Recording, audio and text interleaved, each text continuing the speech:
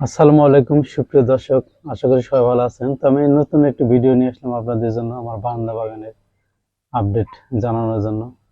ভিডিওটি শুরু থেকে শেষ পর্যন্ত দেখবেন এবং আমার এই নতুন চ্যানেলটি যারা এখনো সাবস্ক্রাইব করেন চ্যানেলটি সাবস্ক্রাইব করে পাশে থাকা বেল আইকনটি অলে দিয়ে রাখবেন নতুন নতুন ভিডিও পাওয়ার জন্য। এবং ভিডিওটি যদি ভালো লাগে থাকে অবশ্যই একটা লাইক দিবেন। তো ভিডিওটি শুরু করা যাক।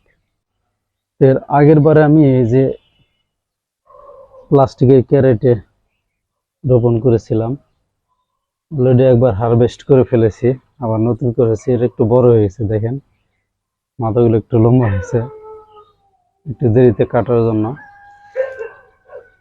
গাছগুলো মাশাআল্লাহ অনেক সুন্দর হয়েছে, অনেক চমৎকার। আর নতুন করে এবার আমি এই ডিব্বার মধ্যে রোপণ করেছি এগুলো কলমি শাকের বীজ। এগুলো মাত্র অঙ্কুরিত হইতেছে।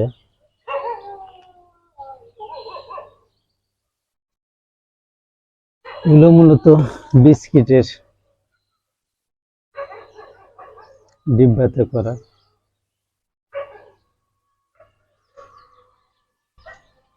এখানে একটা ড্রাগন ফলের নতুন চারা রোপণ করা হয়েছে। আর নতুন করে এখানে আমি এই নতুন টবেতে স্ট্রবেরি চারা অর্থাৎ স্ট্রবেরির বীজ রোপণ করেছি।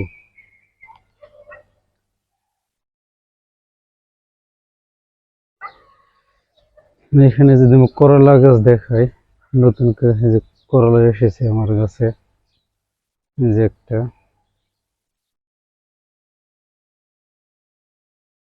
আর এখানে একটা, এই যে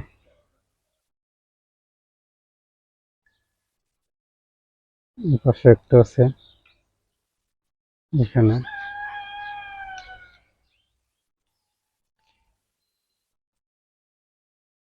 এর মাঝে আরো আছে, দেখা যাইতেছে না।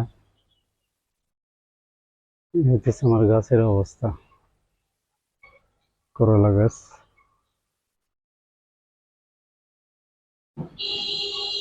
অনেক সুন্দর আছে গাছ। আর বরবটি গাছের এখনো বরবটি ধরে নাই।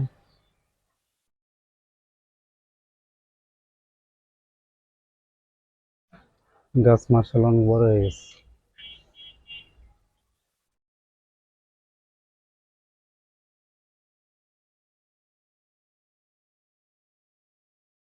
আর এখানে নতুন করে আমি 5টা টব কিনেছি। এটার ভিতরে আমি ধনিয়া বীজ রোপণ করেছি, এখনো গাছ ওঠে না। এই যে আমার পুঁই শাকের গাছের অবস্থা। তো 2-4 দিনের ভিতরে আমি এখান থেকে হারভেস্ট করবো। হারভেস্ট করলে নতুন করে আবার মাথা নেবে। শসা গাছ মোটামুটি বড় হয়েছে, শসার ফুল আসে না।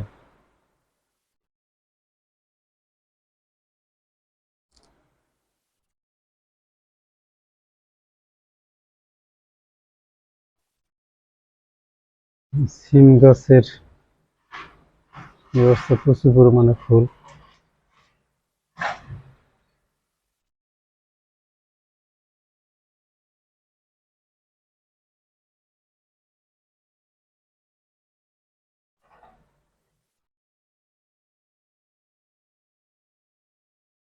এখানে আসলে পরাগায়নের একটু সমস্যা, অনেক উপরে 6 তলার উপরে, যার কারণে এখানে আসলে মৌমাছি কম আসে বা অন্যান্য পতঙ্গ কম আসে, যার কারণে পরাগায়নের একটু সমস্যা হইতেছে আর কি।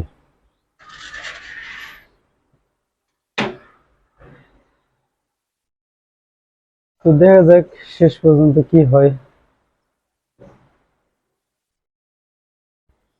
এখানে আমি একটা পানের গাছ রোপণ করেছি। এটা হচ্ছে